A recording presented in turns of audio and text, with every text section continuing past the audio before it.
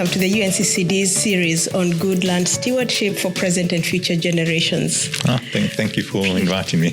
Please introduce yourself. I'm Graham von Maltitz. I'm an ecologist. I've always lived in Africa, grew up in South Africa, work in South Africa, but have worked over a large area of Africa, but particularly in the Southern African region. Okay, so you have done a lot of, I was looking at your bio and I saw that you have done a lot of work at the community level on natural resource management. Who are the heroes you have interacted with in your work in that region, for example? I think in many cases the heroes are the small-scale farmers and the farmers. And just as sort of an example, when I started in this, and I'm talking now quite a few years ago, we went down to a small village in the Eastern Cape. And in that area, all the farmers basically were doing the same thing. They had a small plot of land. They grew the same crops on it. Basically, all the farmers were complaining about the same things. They were suffering from drought. They weren't getting good crops. And then we visited one farmer, and he had done something totally different. He was on the edge of the village, and what he had basically done is he'd created almost like a big funnel on the hillside next to him, with a trench on each side. And he had dug a huge hole at the top of his property, probably about 3 meters by 3 meters, about 3 meters deep. And what he was doing is he was trapping all the rain that came onto that hillside. It was running down into this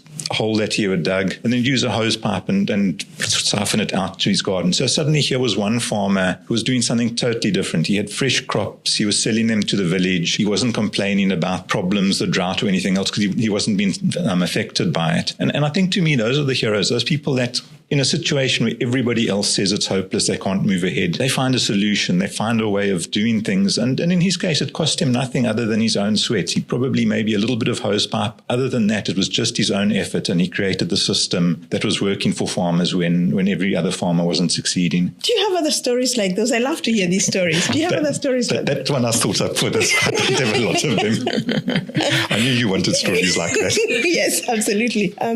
And now you're one of the few people also who know a lot about the soils in Africa. When you look at Africa's future through the lens of the science we have today, what are the 3 big issues landowners in Africa should be concerned about? If it's helpful, you can talk about this from a sub-regional perspective. Okay, I think something that people often don't realize is just how big Africa is. It's the way we show maps. Africa sits in the middle. It looks small, but actually you can take the whole of China, the whole of Europe, of India, and the whole of Europe, and fit it into the land area of Africa. So Africa is genuinely a huge, huge place. And in that sense, it's also obviously very, very varied. Major differences in soils, difference in agricultural practices as across the continent. But it's also one thing common is that it's almost totally on the tropics or in the subtropics. So it's subjected to high temperatures, and it has a lot of problems around rainfall, a lot of variance in rainfall. And so, asking what the issues are, it's difficult to generalize, but just in the area where I'm, we've got huge areas of what we call the Kalahari sands, very leached, very difficult to hold nutrients on them, very difficult to grow crops, despite the fact that in many cases they've got really good rainfall. Then you move south into Kenya, you get really deep volcanic soils that are going down maybe 6-7 meters of beautiful, rich organic nutrients. And yet you find some of the same problems occur in both places. So one's clearly water availability. And this is particularly true because of the rainfall varies. So you almost throughout Africa, you hear of droughts. There's periods when there's very low rainfall, and there's equally periods when there's very good rainfall. And often the farmers sort of think that periods of good rainfall are the norm and then get really worried about the droughts. But that's just the nature of Africa. So water and access to water, I think, is a really key thing. But the second issue, and it doesn't matter whether it's the people on these deep volcanic soils or it's people on these Kalahari soils, the moment people start cropping for a number of years, soil fertility becomes a major issue. So that's a major problem in Africa. We, as a continent, are using very little fertilizer compared to the rest of the world. And as a consequence, we're getting very, very low yields. So sort of Africa yields are probably about a ton and a half for cereal, where other places in the world are getting 5-10 tons per hectare. So managing soil fertility, I think, is a another critical issue for the African farmers, despite the huge variety of soils that I was speaking about. And then I think the third thing that links both of these together is climate change. Africa is going to suffer from climate change.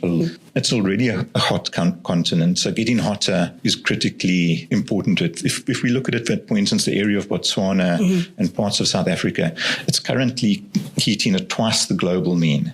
Wow. This means if we go for a 1.5 degrees or 2 degrees future, Botswana is going to be 4 degrees hotter. Right. Now, this is 4 degrees in an already hot area. You start getting to places where you exceed, say, the physiological tolerance of your cattle herds. That cattle just can't handle, not that mean temperature, but those hot heat waves that come through. That, I think, is the one side. The other side is the impacts of rainfall from climate change are going to be very varied across Africa. But the current data we have is a lot of Africa is going to get drier. So now you've got this sort of double whammy. It's getting hotter and it's getting drier. This, if you're a pastoralist, if you're a small-scale farmer, this is something really, really to be concerned about. So we had an earlier speaker say that most of we tend to talk a lot about farming, but he said most of the people in Africa are actually herders. So they're animal rearers. That's his argument. So given what you're just saying about climate change, where does that leave Africa if or you don't agree with the argument that it's... I think it varies. As I said, Africa's it's a very diverse area. Yeah. There's a lot of different agricultural practice taking place. So certainly there are a lot of small-scale farmers in Africa. But it's true, there's also vast areas, a lot of what we call the savanna areas that are best used for rangeland management. And then, of course, there's a lot of farmers that fit somewhere between. They've got a little bit of agricultural land and a little bit of farmland. But without a doubt, herding cattle, goats are major livelihood activities across vast areas of Africa. And I think it is a very concerning aspect because what I'm imagining will happen is that the carrying capacity for cattle will go down. So if those farmers were able to, have, say, one head of cattle on 10 hectares or 20 hectares, they're going to have fewer head of cattle around. Right. And of course, this is difficult because at the same time, you've often got growing populations, growing demand on the land. There's growing competition between the herders and the croppers. So yes, I think it is a concern for the herders. And it's often those dry areas that are the areas that are expected to become drier. So if I was a herder, I would be concerned about climate change. Yes. Okay. So given what you've just said, you've talked about climate change, you've talked about the different soils and the challenges, the three big challenges. How can landowners keep their land safe? Okay, this is tricky, but I think there are some issues that do come in as a sort of win-win. And often we talk about new technology, but often these are also going back to some of this old fundamentals of good agricultural practices. And that's really about soil and water conservation. If you can conserve the water on the land, you can get more water into the soil, you can conserve your carbon in the soil, conserve your nutrients. I think these are sort of win-win situations. And this applies both to the pastoralist and to the crop farmer. I think for the crop farmer, something that's coming up as a major issue at the moment is conservation of carbon in the soil. Conservation of carbon tends to help holding water in the soil. It also tends to help in making the nutrients available, preventing them leaching out and so on. So carbon conservation, I think, is a very important side, but it is really linked in with the whole aspect of soil and water conservation. On the rangelands, good rangeland management practices is also important. And it in some ways is similar, but I think there the big issue is keeping ground cover. Ground cover is critically important for infiltration of water, for maintaining the soil functions. And I think that's something historically that Africa's been sort of accused of, why the sort of picture of desertification links to Africa is that often areas are badly overgrazed. The ground cover is denuded. So yes, I think keeping a good ground cover, proper sort of management of the veldt, or we call the vegetation, the veldt, it's a colloquial term, is important in the African context for the rangeland managers. Can you break down what you mean by keeping the land covered? What does that mean for a farmer? Well, okay, in that case, we're talking the rangeland farmers, and really what we're saying is keeping vegetation on the land, making sure there's a good cover of vegetation. So if you manage the vegetation, you don't destroy the vegetation, you're actually managing the soil, you're helping infiltration, and of course you're providing the critical fodder that the livestock needs. So in this Yeah. The moment you sort of denude the soil of all the vegetation, that's when you get major erosion processes taking place. There's nothing to stop the water. It then just runs off. It carries the nutrients with it. It carries the soil with it. Creates these big dongas that are, the sort of classic picture that people have of degradation. So I think preserving the vegetation is the very first indicator, but it's also the very first step to that sound rangeland management.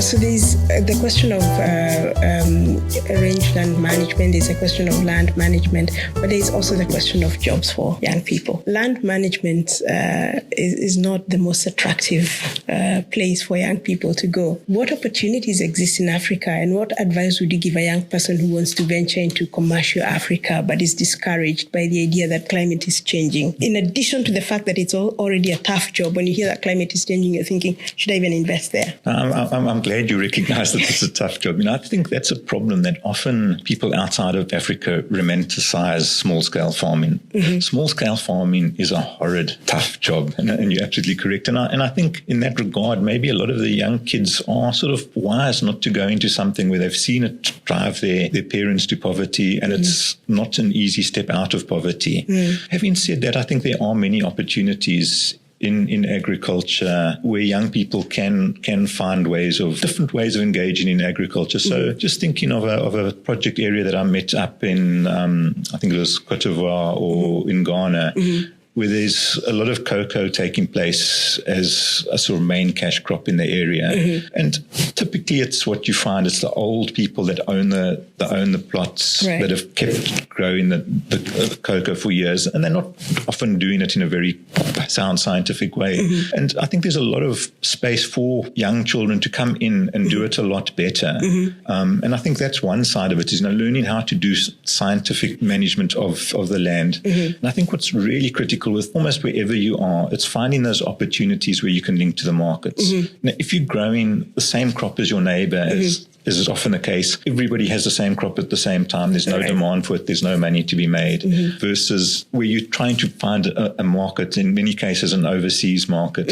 So I think that's the one side to it, is growing a crop for which there is a market. But I think the other side, going to your question, that I think is quite an exciting way of looking at it as well, is also the children diversifying from just simply being a farmer to getting into the agricultural business that supports the farmer. So again, going back to those cocoa farmers in Ghana, young children are getting taught, for instance, to be pruning and form a little cooperative or group of people, a little company that go around and doing the pruning for everybody. So they learn the good pruning techniques and then create a small business doing the pruning. Or maybe another group learns how to do pest management and buys themselves some little knapsack sprayers and goes around and does pest spraying. And I think that's where often there's more to be made, but it also appeals far more to the youngsters. They can see this as a business that they're getting into. They're a business owner, the director of their business or whatever. They're supporting the farming business, but they're not a farmer per se. We've seen the same in Southern Africa with, for instance, a lot of the sugarcane growing. Often outgrow sugarcane growing actually is largely run by a company. The farmer actually does very little besides providing the land. But what it does allow is a whole host of secondary services to grow up around it.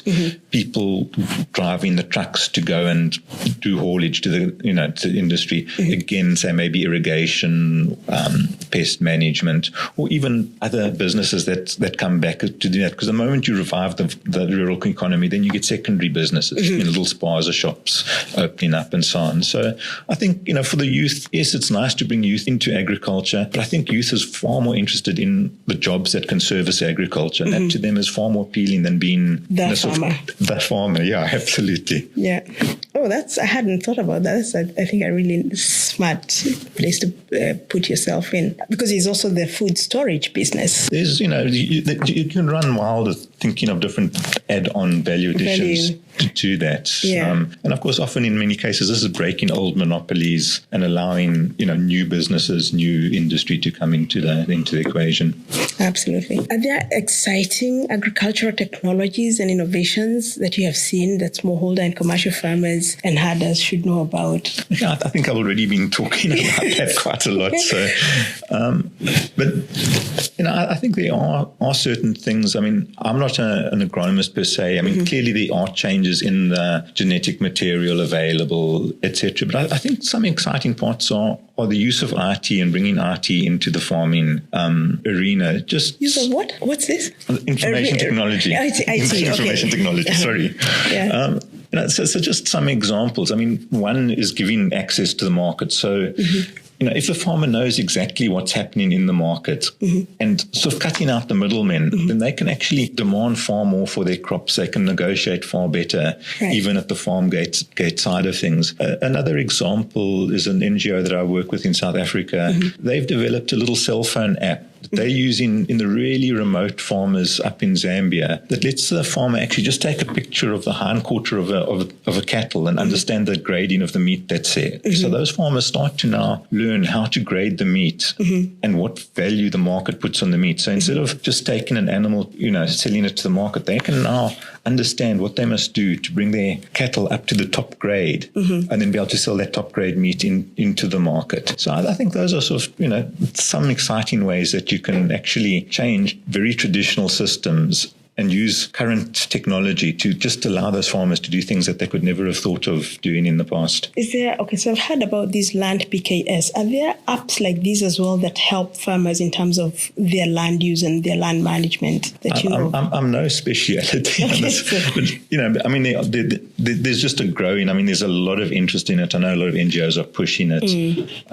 And so, yes, most farmers either directly have access to smartphones now or somebody in the village has access to smartphones. So there are ways of disseminating information to the farmers, and also from a scientific point, there's a way of getting information back from the farmers using these technologies that are now becoming very, very commonplace. Even it's always amazed me. I can go into the most rural areas imaginable and I can pull out my cell phone and I can still find a signal. So I think there's a whole host of, as I say, I'm no specialist on it, but there's a whole host of new ways that we can use new technology to get information directly to farmers. Okay, so I'll ask you the last question, and that has to do with water scarcity and its challenges for Southern Africa, where it's becoming more severe because of extreme swings in weather events. So at one point, you're having these huge droughts, and then the next season you're having flash floods in Mozambique and other areas. So if you are a smallholder living in Southern Africa and dependent on agriculture, what would you advise them to do differently? What would you do differently to help your land to withstand such extreme weather events? Okay, you're saying what one should do differently. Yeah. I think, in many ways, going back to the sound, old-fashioned, basic principles of good land management is important. Plowing on the contours, having contour, bunds, protected areas covered in grass or whatever. So I think, we get very keen to look at new ways of doing things, but going back to some of the traditional ways is also important. Certainly there are sort of new technologies that come in that help in this in some circumstances, things like agroforestry, where you can get, protective rows of trees between rows of plants. Of course, that's not always good if you're in a really dry environment. It's far better in the slightly moister environments. Certainly finding ways of capturing water in the dry, when there is water, so that you can use it, as I was giving in that first example of a farmer who's found a way of capturing and holding water. I think that's important. Keeping water on the land, I think, is really critical. Having practices where the water that does land on the fields stays on the fields, goes into the soil, gets trapped in the soil rather than running away. I think those remain critically important. And I say that's old-fashioned. It would have been, in the 60s, somebody would have been telling you the same. But those principles, I think, remain very true. Certainly there are new technologies coming in, new sort of sustainable farming techniques where you're not doing as much plowing. and so on. And there's, I think there's a lot to be said for some of the new techniques that aren't as disruptive to the soil and the soil profile and such like. Yeah. And okay, I think that's a good note to end on, and to just say that the sustainable land management techniques that I think we have collected through this process of the convention from countries is actually building on those techniques, because absolutely, yes. It's really getting them and beginning to understand the science behind them, because oftentimes the challenge with those techniques is that people don't understand the science. And so the scientists say you can't replicate them. You don't know what you actually need to do in another area and how you can adapt them. So I think, that's a good note to end on. Thank you so very much. We appreciate it. And we look forward to talking to you in future. Good. Thank you.